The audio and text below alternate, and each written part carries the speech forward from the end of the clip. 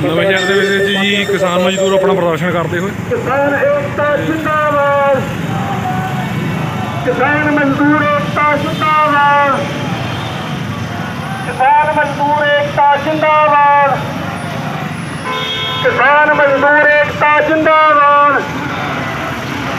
सारे लोगों का एकता जिंदाबाद, संयुक्त मोर्चा जिंदाबाद, संयुक्त मोर्चा जिंदाबाद।